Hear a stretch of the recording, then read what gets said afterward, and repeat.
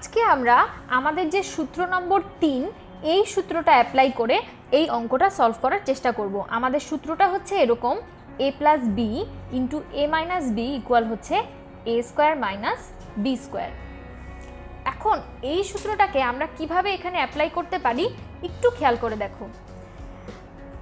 প্রথম সমস্যাটা কি, দেখো এখানে দুটো রাশির যোগফল এবং দুটো রাশির বিয়োগফল আকারে আছে। আমাদের এখানে তো দুটো রাশি নেই, আমাদের এখানে আছে তিনটা করে, মানে তিনটা টার্ম আছে আর কি রাশিতে। তাহলে গুণফলটা আসলে এরকম হচ্ছে 3x প্লাস 2y প্লাস 1, এটার সাথে গুণ হচ্ছে 3x মাইনাস 2y প্লাস 1, অর্থাৎ তিনটা টার্মের যোগফল আর দুটা টার্মের যোগফল আর একটা টার্মের বিয়োগফল, এইভাবে গুণটা আছে। তাহলে এক্ষেত্রে আমরা এই সূত্রটা কিভাবে অ্যাপ্লাই করতে পারি এটাই আমরা আজকে ভিডিওতে শিখব।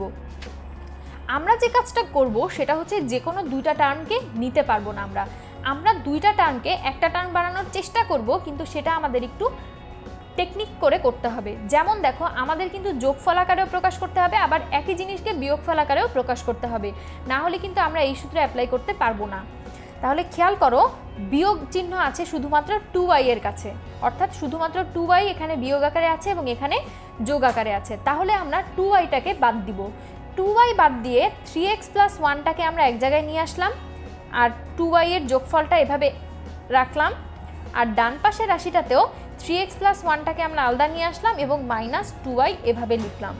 এখন তোমরা খেয়াল করো, যদি আমরা এই টোটাল 3x প্লাস 1 এই জিনিসটাকে a ধরতে পারি এবং এইটাকে b ধরতে পারি, তাহলেই কিন্তু আমরা এই সূত্রটা এখানে অ্যাপ্লাই করতে পারবো। তাহলে খেয়াল করো, আমাদের কিন্তু এখানে তিনটা টার্ম ছিল প্রত্যেকটা রাশিতে, তারপরেও আমরা এই সূত্রটা কিভাবে অ্যাপ্লাই করলাম, দুইটা রাশিকে আমরা একটা রাশিতে রূপান্তরিত করলাম। কিন্তু সেটা কিভাবে, একটার সামনে যোগ চিহ্ন ছিল আর একটার সামনে বিয়োগ চিহ্ন ছিল, ওটাকে কিন্তু আমরা নিলাম না, তাহলে কিন্তু এই সূত্রটা মিলবে না।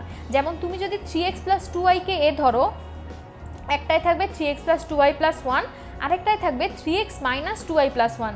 এখানে তো তুমি a বসাতেই পারবে না, কারণ তোমার a হচ্ছে এটা।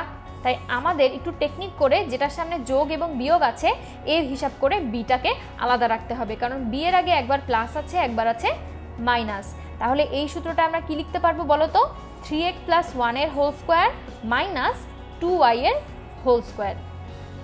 এখন শুধুমাত্র আমরা এই স্কোয়ারের সূত্রটা অ্যাপ্লাই করবো এখানে, a প্লাস বি হোল স্কোয়ারের সূত্র, যেটা সমান সমান হচ্ছে a square plus 2ab plus B square.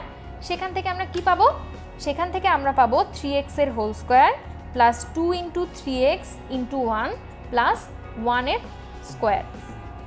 তাহলে দেখো a প্লাস বি থেকে আমরা a square plus 2ab plus B square পেয়ে গেলাম, মাইনাস এখানে আমরা পাবো 2 এর স্কোয়ার করলে 4 এবং y স্কোয়ার। তাহলে এটা আমরা যদি করে ফেলি, 3x এর হোল স্কোয়ার করলে আমরা পাবো 9x স্কোয়ার, এখান থেকে আমরা পাবো 6x এবং এখান থেকে পাবো 1, আর মাইনাস 4y স্কোয়ারটা এভাবেই থেকে যাবে, এবং এটাই কিন্তু আমাদের অঙ্কের উত্তর। তাহলে খেয়াল করো, এত বড় বড় অর্থাৎ তিনটা টার্মের যোগফল গুণফল এরকম দুইটা বড় রাশিকে আমরা কত সহজেই ছোট করে এই সূত্রটার মাধ্যমে সলভ করতে পারলাম। সব সময় কিন্তু এটা করা নাও যেতে পারে, কিন্তু যেই সব ক্ষেত্রে এই জিনিসটা করা সম্ভব, এই সূত্রটা অ্যাপ্লাই করা সম্ভব, সেক্ষেত্রে আমরা অবশ্যই এটা করব। এতে আমরা খুব সহজেই একটা অঙ্ক সলভ করতে পারবো।